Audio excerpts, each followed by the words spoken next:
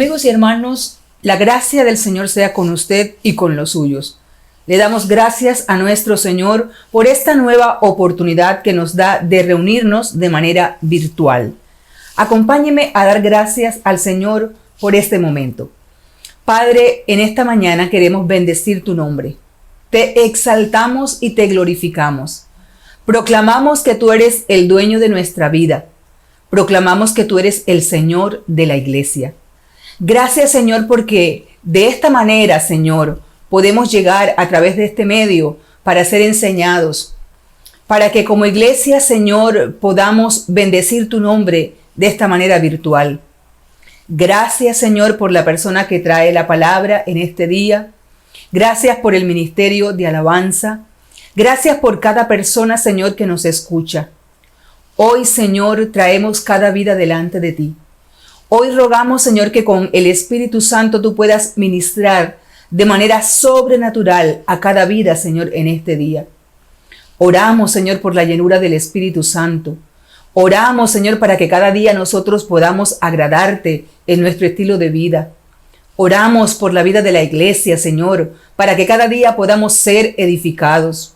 Gracias te damos por cada ministerio. Gracias te damos, Señor, por cada vida. Gracias te damos por cada joven, por cada adolescente, por cada niño, por cada anciano, por cada adulto, Señor, por cada persona, Señor, que es edificada.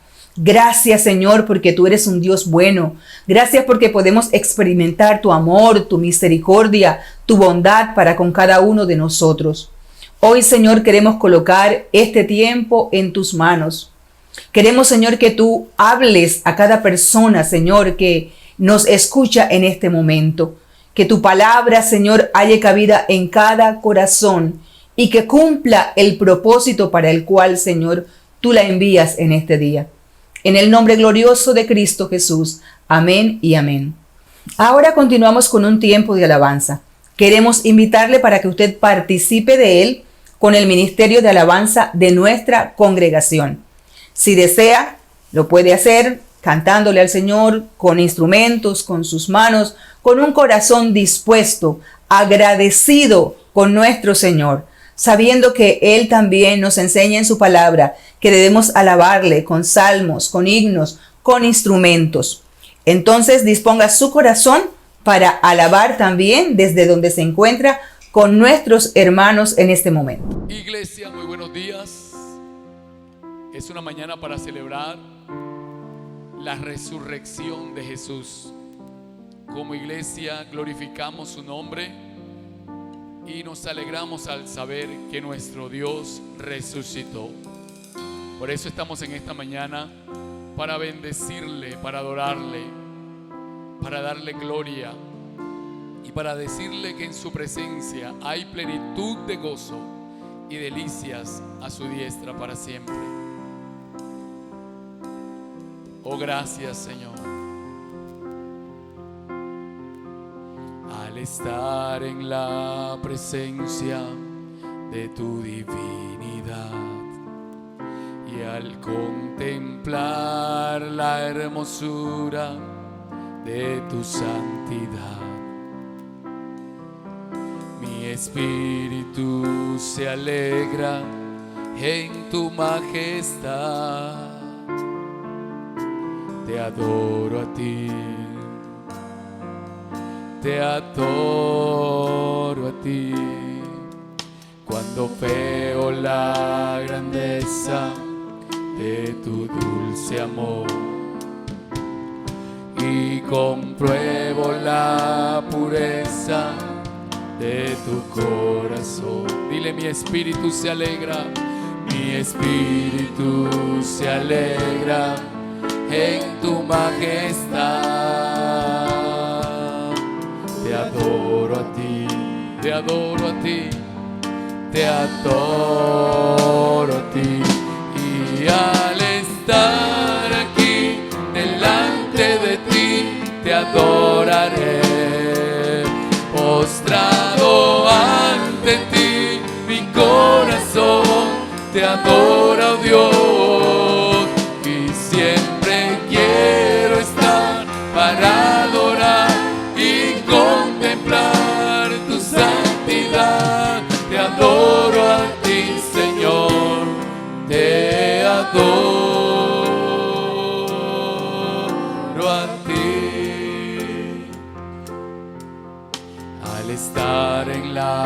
presencia de tu divinidad. Y al contemplar la hermosura de tu santidad, dile: mi espíritu se alegra, mi espíritu se alegra en tu majestad. Te adoro a ti, te adoro, te adoro a ti. Cuando veo la grandeza y compruebo la pureza de tu corazón, nos alegramos, mi espíritu se alegra en tu majestad. Te adoro a ti, yo te adoro a ti, te adoro a ti. Y al estar aquí delante de ti, te adoraré, postrado ante ti, mi corazón te adora, oh Dios, y siempre quiero estar para adorar y contemplar tu santidad. Te adoro a ti, Señor, te adoro a ti. Y al estar aquí delante de ti, te adoraré, postrado ante ti, mi corazón te adora, oh Dios, y siempre quiero estar para adorar y contemplar tu santidad. Te adoro a ti, Señor, te adoro a ti, te adoro a ti, Señor, te adoro a ti, te adoro a ti, Señor, te adoro a ti. Te adoramos, Señor, te exaltamos y te bendecimos. Eres esa luz que ha llegado a nuestra vida, que ha iluminado nuestras tinieblas, y hoy podemos exaltarte. Por eso queremos decirte que venimos a adorarte en esta mañana, Señor. Oh Dios,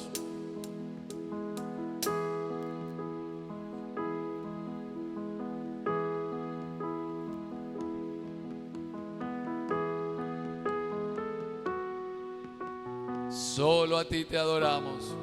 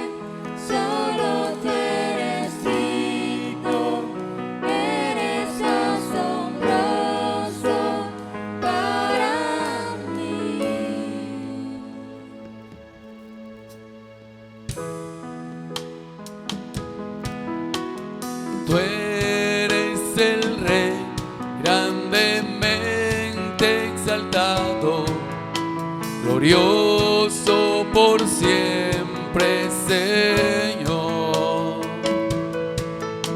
Al mundo que creaste, humilde viniste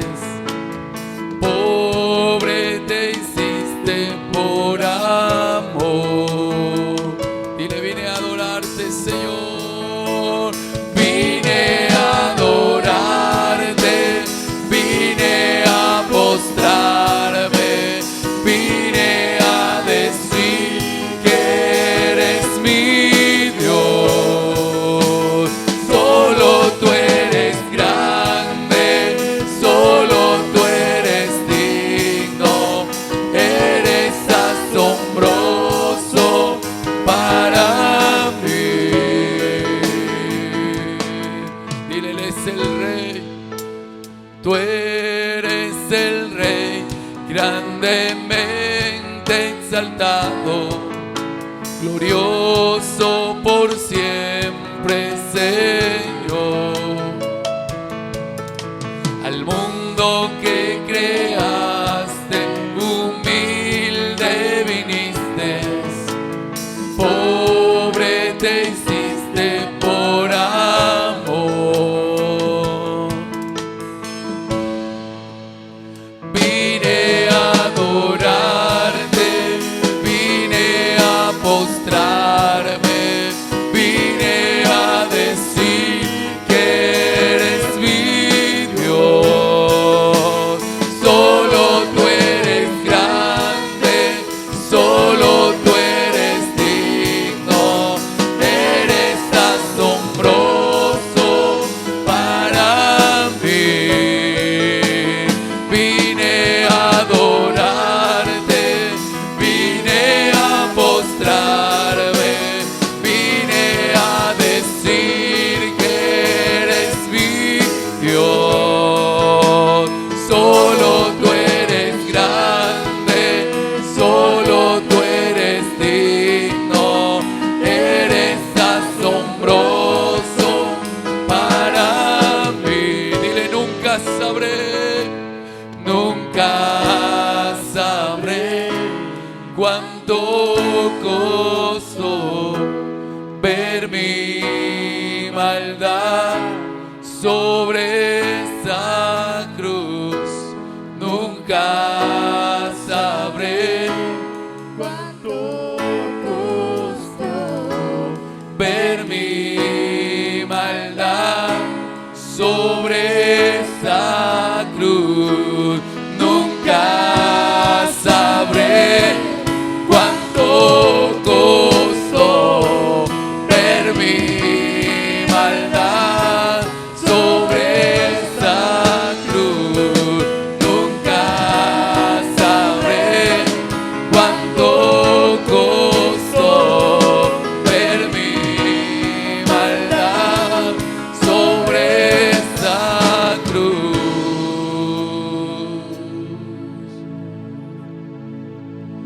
Vine a adorarte, vine a postrarme, vine a decir que eres mi Dios. Solo tú eres grande, solo tú eres digno, eres asombroso para mí. Dile, vine a adorarte, vine a adorarte, vine a postrarme, vine a decir que eres mi Dios. Solo tú eres grande, solo tú eres digno, eres asombroso para mí.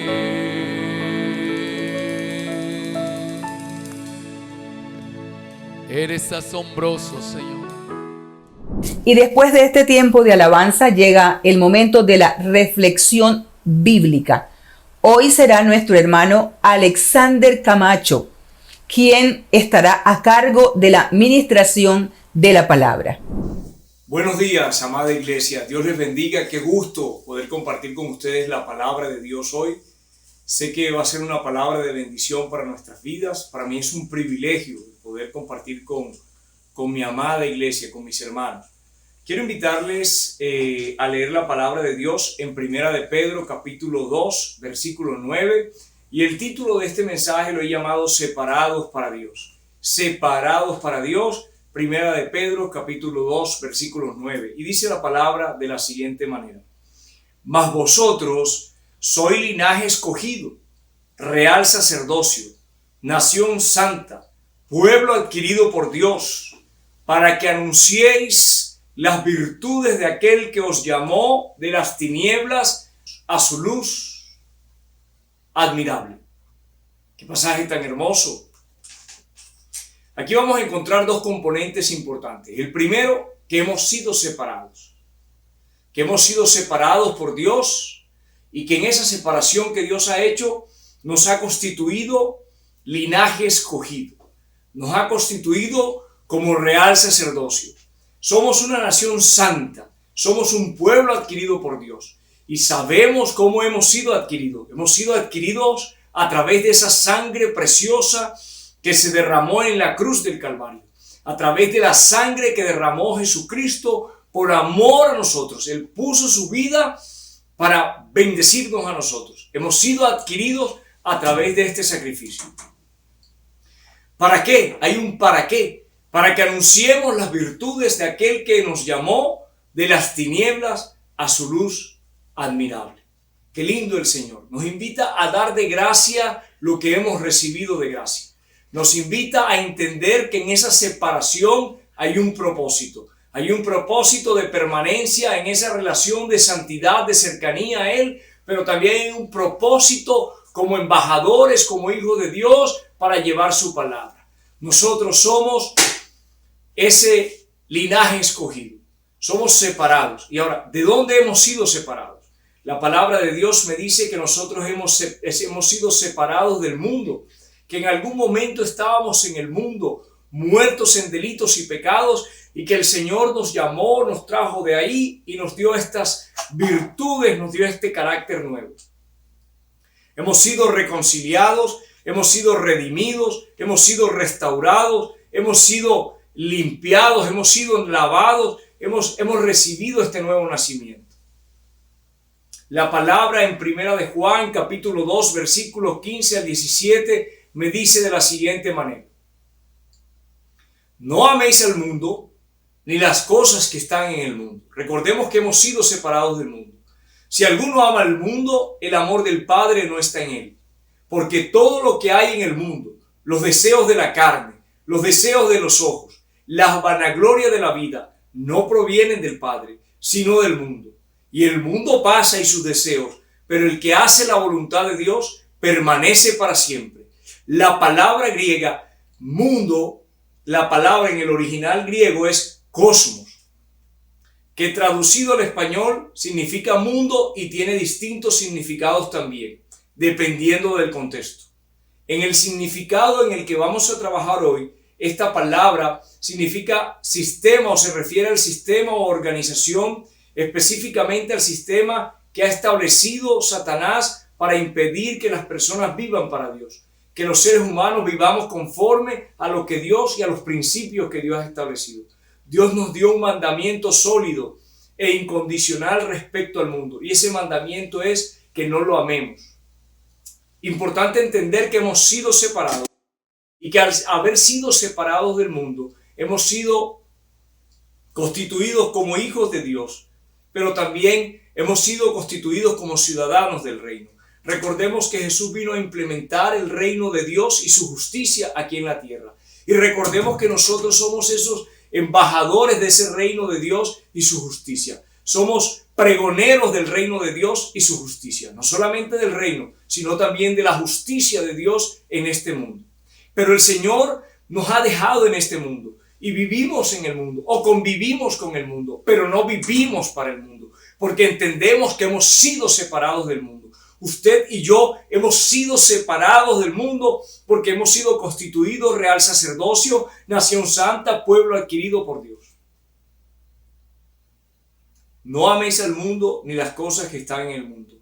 Si alguno ama al mundo, el amor del Padre no está en él. Es importante entender qué es el mundo.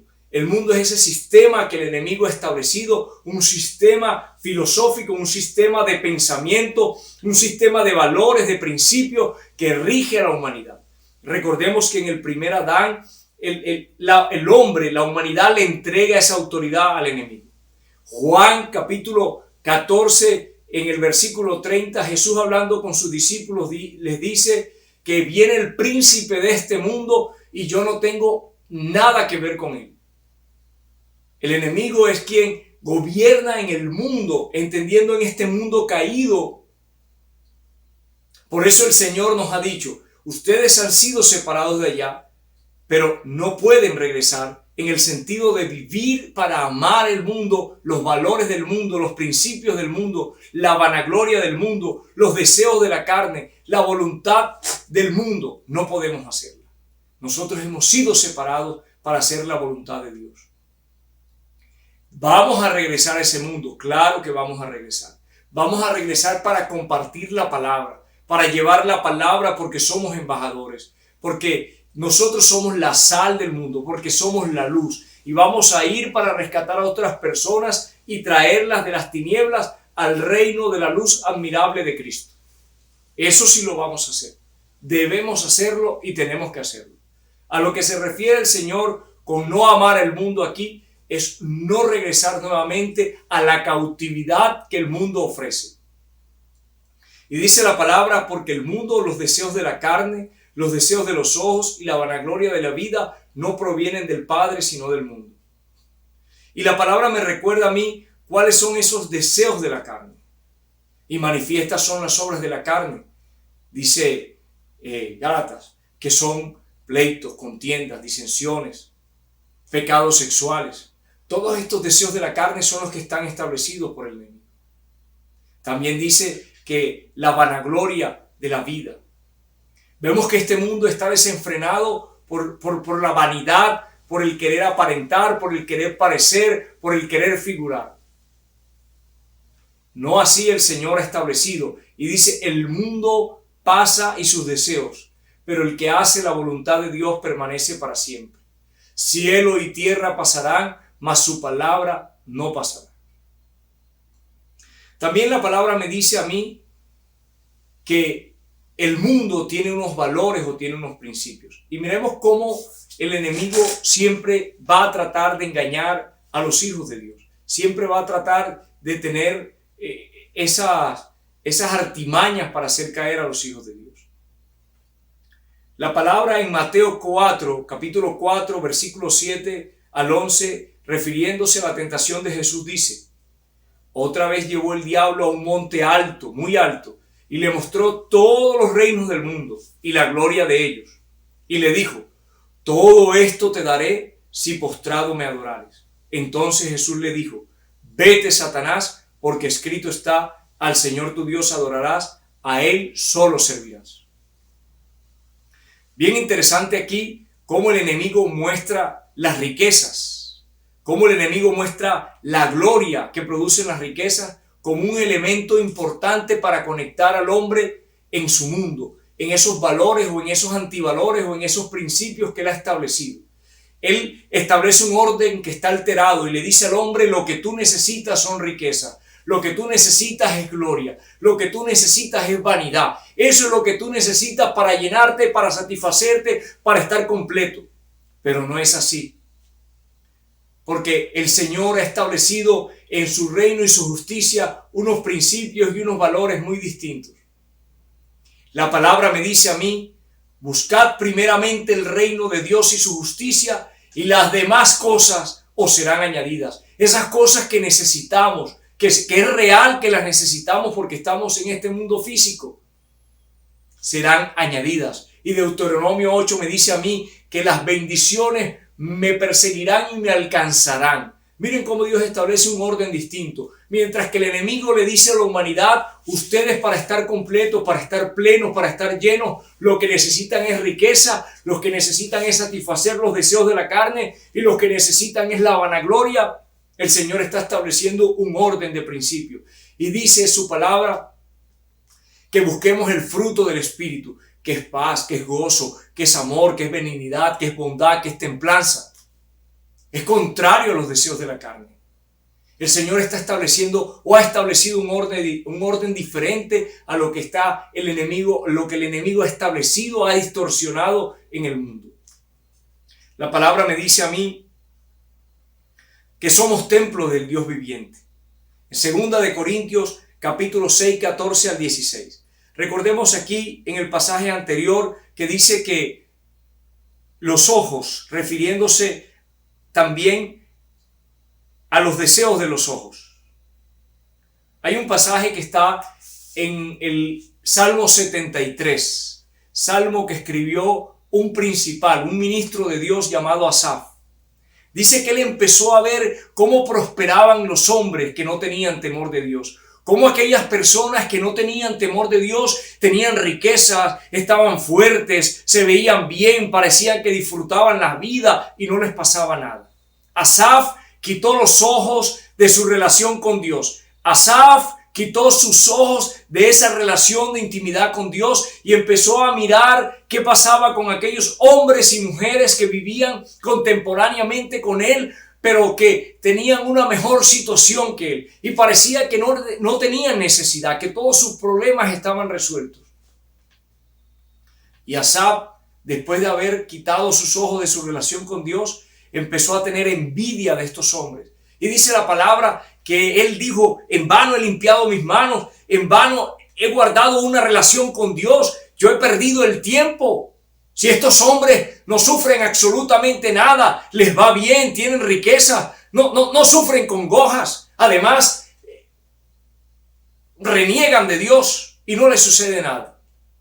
Pero la palabra también dice que Asaf, entrando en el santuario de Dios, comprendió cuál era el final de estos hombres. Porque eso es lo que hace el enemigo. De nada te sirve a ti o a mí todas las riquezas de este mundo y que nuestra alma se pierda, como dice la palabra. De nada le sirve al hombre ganar el mundo, ganar todas las riquezas y que su alma se pierda. Asaf había sentido envidia. Cuando se quita la mirada en estos tiempos, cuando quitamos la mirada de nuestra relación con el Señor, como ha dicho el apóstol Pablo en Hebreos capítulo 12, que nos invita a poner los ojos en Jesús, el autor y consumador de la fe. Nuestra relación como hijos de Dios, como separados de Dios, como sacerdotes de Dios, como una nación santa, como un pueblo adquirido por Dios, es poner nuestra mirada en Jesús, el autor y consumador de la fe. Es poner nuestra mirada en el reino de Dios y su justicia. Es vivir bajo los principios del reino, bajo la justicia del reino, bajo los principios que Dios ha establecido. Es importante entender que como hemos sido separados del mundo, hemos sido separados de los afanes, de los deseos y de la vanagloria del mundo. Pero también el Señor nos dice en su palabra que no podemos hacer yugo desigual. Segunda de Corintios capítulo 6, versículo 14 al 16 me dice: no os unáis en yugo desigual con los incrédulos. Porque ¿qué compañerismo tiene la justicia con la injusticia? ¿Y qué comunión la luz con las tinieblas? ¿Y qué concordia Cristo con Belial? ¿O qué parte el creyente con el incrédulo? ¿Y qué acuerdo hay entre el templo de Dios y los ídolos? Porque vosotros sois templos del Dios viviente.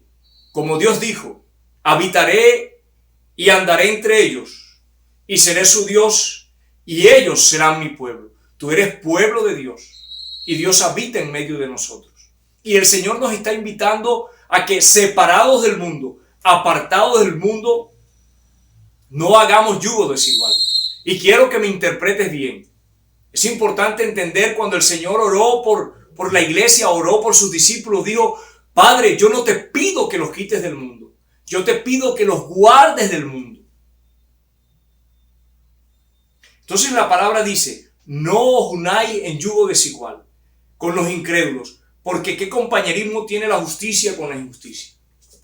El vehículo que el enemigo utiliza muchas veces son personas que van a llegar a nuestras vidas para tratar de hacer con nosotros alianza, para tratar de hacer con nosotros unidad. Y este yugo al que se refiere la palabra es esa unidad de caminar, de andar. Es esa unidad de andar en un mismo pensamiento. Es esa unidad de andar en una misma visión. Es esa unidad de compañerismo, de compartir.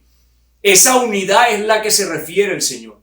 No que tú no te vayas a relacionar con personas que están en el mundo. No es que no vayas a compartir en algún momento con estas personas. Debemos hacerlo porque recordemos que hemos sido separados para anunciar las virtudes de aquel que nos llamó de las tinieblas a su luz admirable.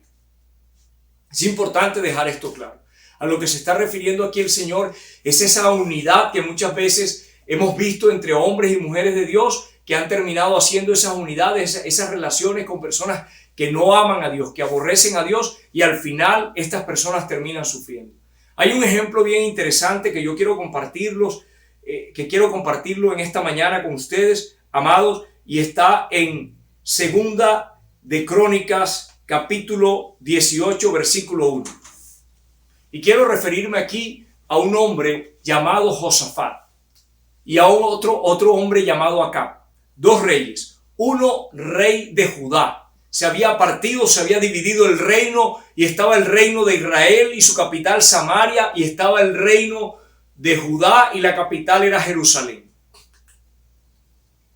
Un hombre llamado Josafat que tenía temor de Dios, que había hecho un trabajo para que sus príncipes y los levitas llevaran la ley a las ciudades, a las provincias y compartieran el conocimiento de Dios para que el pueblo se volviera de la idolatría, se volviera a Dios, al Dios vivo y verdadero. Esto había hecho Asaf, y había andado y había caminado en los caminos de Asa, su padre, que también había hecho lo recto delante de Dios. Era un hombre que tenía temor de Dios, en su relación con él. Sin embargo, este hombre le hacía falta tener identidad de hijo, identidad de Dios. Y lo vamos a ver ahora por qué. Y tenemos un Acab, que era el rey de Israel, que se había casado con Jezabel, hija de un rey pagano, una mujer que no tenía temor de Dios, una mujer que aborrecía al Dios vivo y verdadero, al Dios de Abraham, al Dios de Jacob, una mujer que indujo al pueblo de Israel a pecar, trajo 400 profetas de Baal, de Acera. Acab levantó templo, levantó estatua. Acab era un hombre que se había hecho aborrecible ante los ojos de Dios, y se dice que pocos reyes hicieron lo malo delante de Dios como lo hizo Acab. Sin embargo, en este paralelo vemos que hay diferencias profundas, y estas diferencias profundas se dan desde los principios, se dan desde el temor a Dios y los antivalores que tenía Acab. Y a ese yugo es el que se refiere el Señor. Tenía pues Josafat riquezas y gloria en abundancia. Miren, Dios había bendecido la vida de Josafat. Josafat tenía gloria y tenía riqueza en abundancia, porque Dios así lo había permitido. De hecho, así lo dice la palabra. Dios lo había bendecido. Y Acab toma una decisión y contrajo parentesco con Acab. Josafat tomó una decisión, y la decisión que tomó fue contraer parentesco con Acab. ¿Y cómo contrajo ese parentesco? Josafat casa a su hijo mayor, su hijo que se llamaba Jorán, lo casa con una hija de Acab, una mujer que había sido formada bajo la directriz de Jezabel y bajo el liderazgo de un padre malo, un padre que tenía un corazón endurecido, un corazón que rechazaba a Dios, al Dios vivo y verdadero. Y sucede que después de este matrimonio, al paso de los años, Segunda de Crónicas, capítulo 21, vamos a ver qué sucede con esta decisión que Josafat tomó, que le pareció una decisión insignificante, que le pareció una decisión intrascendental, que le pareció una decisión que no iba a repercutir, que no iba a ser tan importante. Mira la importancia que como hijos de Dios, que como pueblo separado de Dios, entendamos que no podemos hacer ese yugo desigual, que no podemos vivir en esa unidad con personas que aman el mundo, que viven en la FM del mundo. Importante. Y durmió Josafat con sus padres, y lo sepultaron con sus padres en la ciudad de David, y reinó en su lugar su hijo Jorán, ese hijo que había casado con una hija de Acab, quien tuvo por hermanos hijos de Josafat: Azarías, Jehiel, Zacarías, Azarías, Micael y Cefatías. Todos estos fueron hijos de Josafat. Y su padre les había dado muchos regalos de oro y de plata y cosas preciosas y ciudades fortificadas en Judá, pero había dado el reino a Jorán porque él era el primogénito. Fue elevado pues Jorán al reino de su padre, y luego que se hizo fuerte, mató a espada a todos sus hermanos y también a algunos de los príncipes de Israel. Y cuando comenzó a reinar era de 32 años y reinó 8 años en Jerusalén. y anduvo en el camino de los reyes de Israel, como lo hizo la casa de Acab, porque tenía por mujer a la hija de Acab, e hizo lo malo ante los ojos de Jehová. Una decisión que le pareció a su padre Josafat insignificante, emparentar con Acab, y le dio a su primogénito, el cual iba a ser rey, y en 8 años, un tiempo corto, le bastaron para haber matado a todos sus hermanos y aún príncipes que habían sido descendientes de Acab, también los mató. Jorán, un hombre que hizo lo malo delante de los ojos de Dios, y aquí la palabra me dice que no fue por lo que vio en Josafat, que no fue por los principios que le enseñó Josafat, sino porque este joven, este hombre, se inclinó por la esposa que tenía, porque se había casado con una hija de Acab. Hace mucho tiempo nuestro pastor, enseñando la palabra en el Salmo 91, nos enseñaba acerca de hollar el cachorro del león y al dragón. Hay situaciones, hay relaciones, hay circunstancias en la vida que empiezan pequeñas, y es ahí donde hay que hollar, hay que extirpar, hay que sacar, hay que cortar esa relación, porque en algún momento esa situación se va a crecer y nos va a destruir. Va a destruir la vida, su vida o la vida de aquellas personas por las cuales usted puede tomar la decisión. Como pueblos de Dios, como separados para Dios, debemos entender que no puede haber comunión entre un incrédulo, entre un hombre o una mujer que no ama a Dios, que aborrece a Dios, que no tiene principios de Dios, que no tiene temor de Dios, que no tiene temor o principios del reino, y nosotros. Debemos tener identidad de hijos de Dios y debemos tener identidad de reino. Eso fue lo que le falló a Josafat. Miremos por qué yo digo que Josafat no tenía identidad como hijo de Dios. Miren lo que dice Segunda de Crónicas 18. Regresemos al versículo 2. Después que Josafat contrae parentesco con Acab, pasado un tiempo, después de algunos años, descendió a Samaria para visitar a Acab.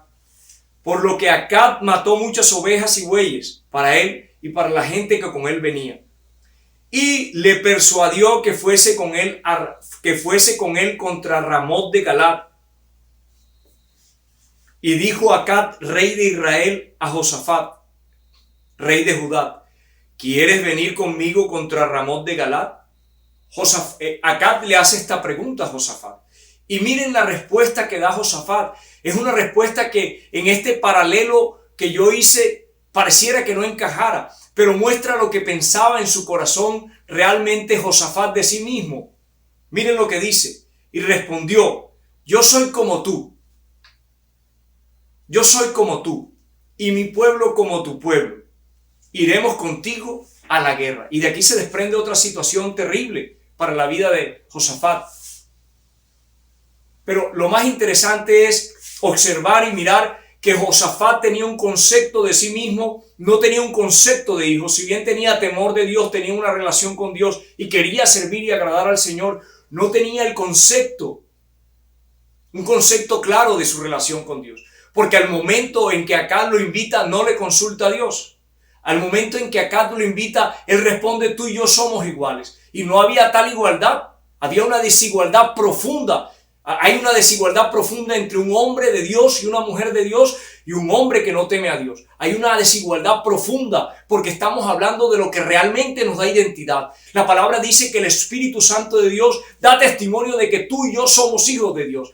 De igual manera sucede cuando estamos con una persona que no teme a Dios, que no ama a Dios, que no respeta a Dios, que no respeta los principios y la palabra de Dios. Por eso, joven que me escuchas, hombre y mujer joven, soltero, que no se han casado, no te afanes, no te desesperes. Dios tiene la persona, si decides consultarle y decides buscarle en oración, tiene la persona para ti.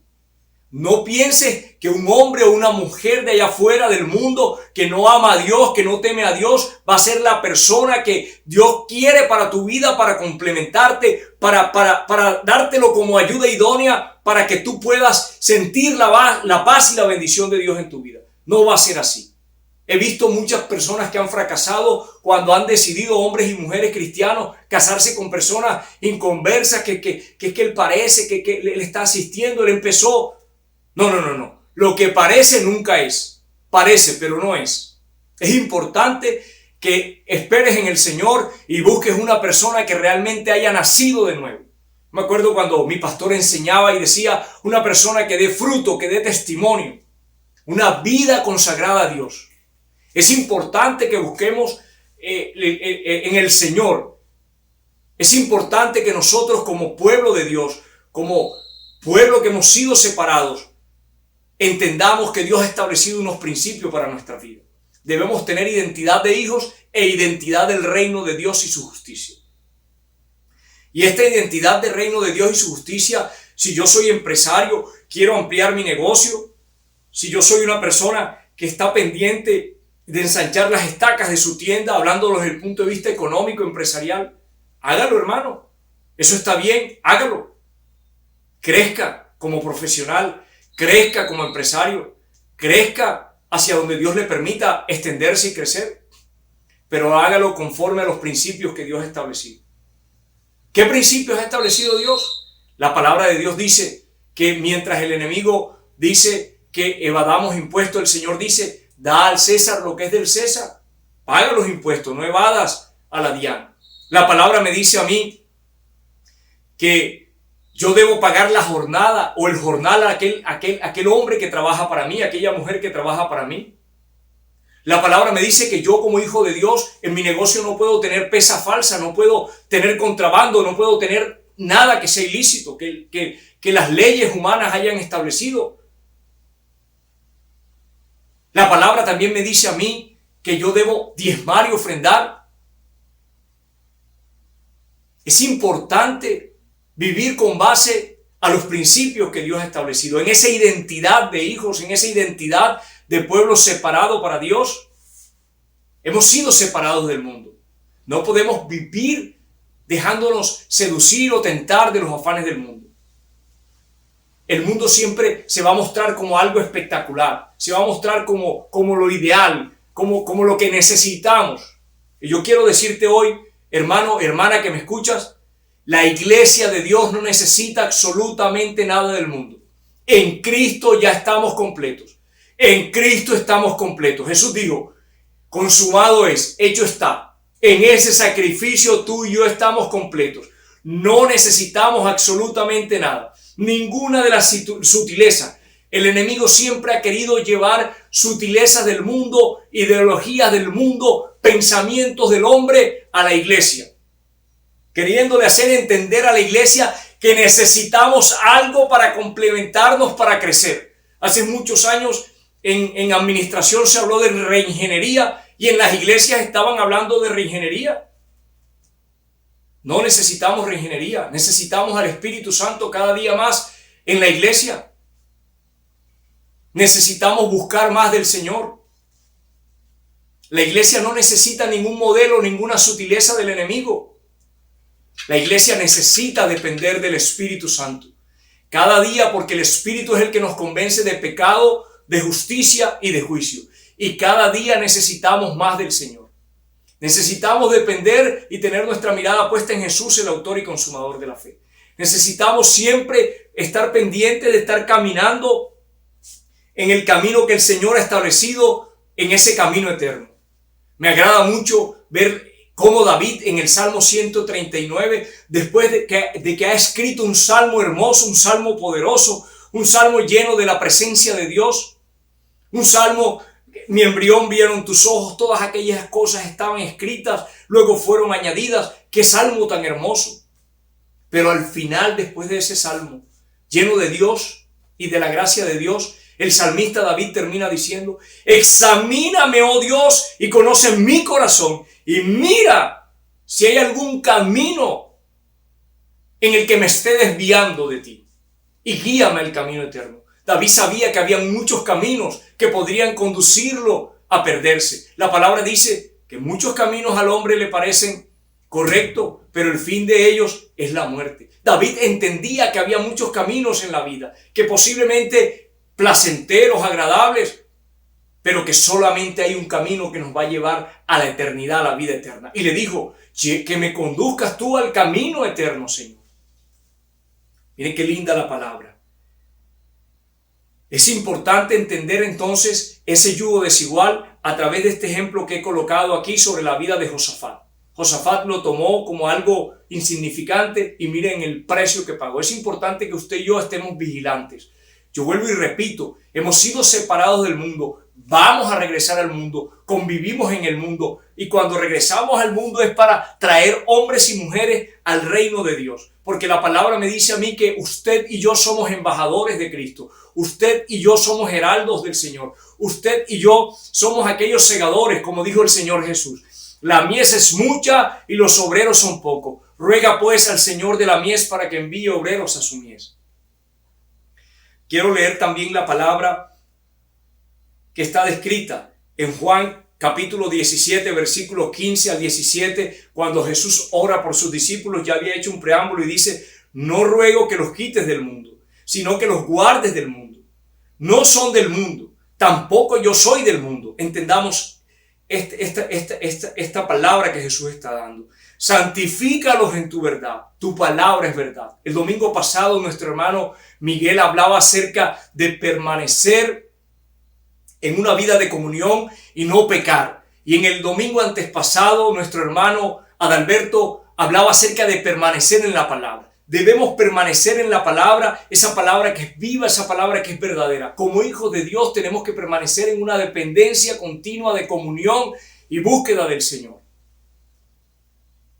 Jesús dijo: en el mundo tendréis aflicciones, pero no temas, yo he vencido al mundo. Tenemos esa promesa especial que por mucho que este mundo nos aflija, por mucho que pasemos por situaciones difíciles en este mundo, tenemos que tener la confianza, la tranquilidad, la seguridad que el Señor ha vencido al mundo, que el Señor ha obtenido la victoria y la ha obtenido para usted y para mí, que somos su iglesia, que somos la novia del Cordero.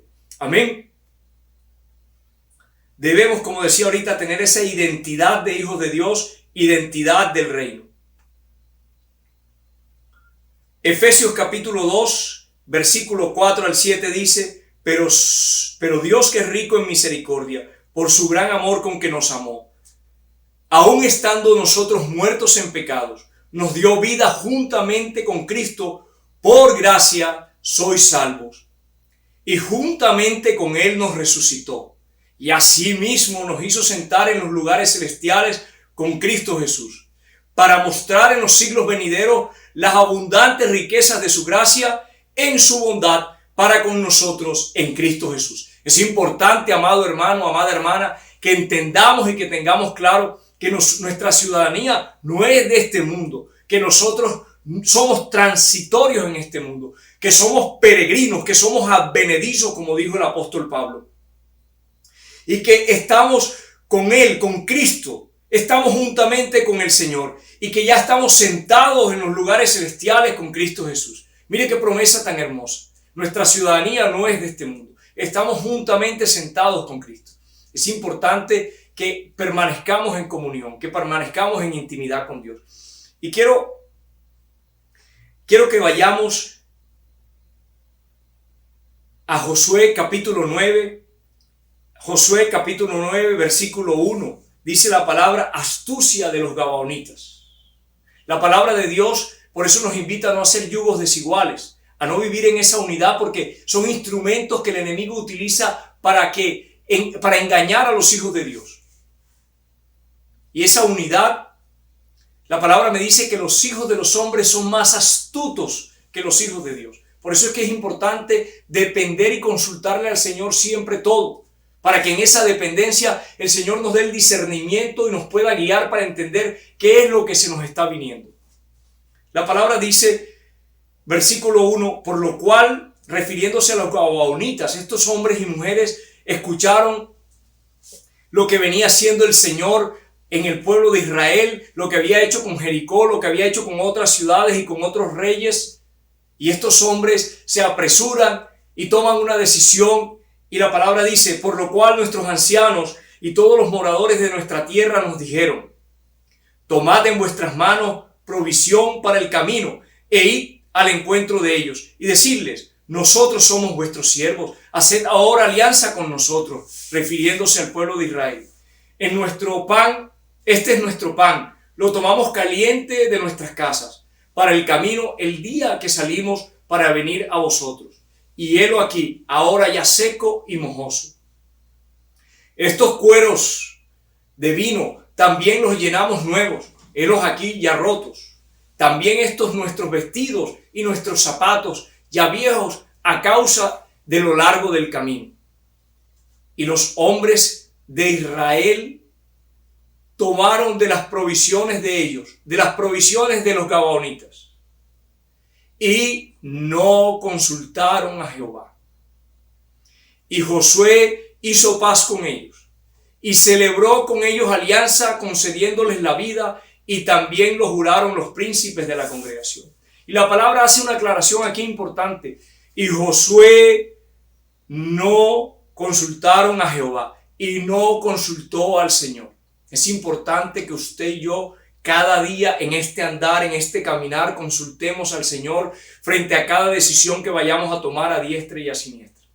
Es importante, amados hermanos, que como pueblo separado de Dios entendamos que la guía, la dirección la vamos a tener a través de la palabra, esa palabra que es viva y eficaz, una palabra que es suficiente, a través de la comunión y la intimidad que vivamos nosotros con el Espíritu Santo, y esa palabra y esa relación de comunión con el Señor a través del Espíritu Santo nos va a guiar. Porque los hijos de los hombres son más astutos que los hijos de Dios.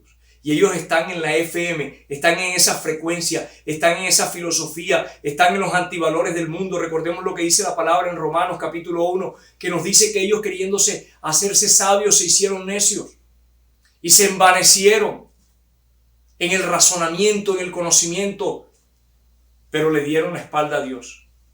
Decidieron honrar la creación y las criaturas antes que el Dios vivo y verdadero.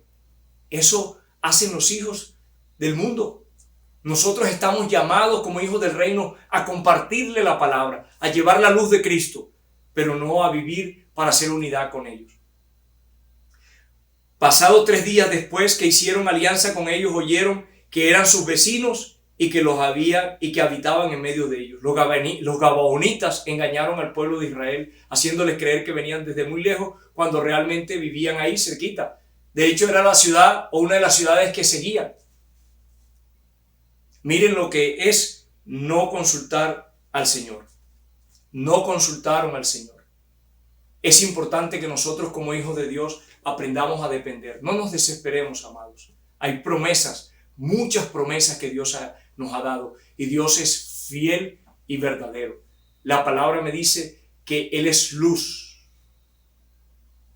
Y usted y yo debemos creer a esas promesas. Amados hermanos, Dios les bendiga. Recordemos cada día que somos ese real sacerdocio, que somos esa nación santa, que hemos sido separados para el Dios vivo y verdadero a través del sacrificio que Jesús hizo en la cruz del Calvario. No se deje seducir, no se deje vislumbrar, no se deje engañar por el enemigo que le pueda hacer creer que usted necesita algo del mundo para complementar su vida. Usted ya ha sido bendecido, usted ya está sentado juntamente con Cristo en los lugares celestiales. Dios les bendiga, amados hermanos, con la llenura de su Espíritu Santo. Amén. Gracias por haber estado con nosotros en esta nuestra reunión virtual. Que Dios les bendiga y que puedan contener su presencia en sus vidas.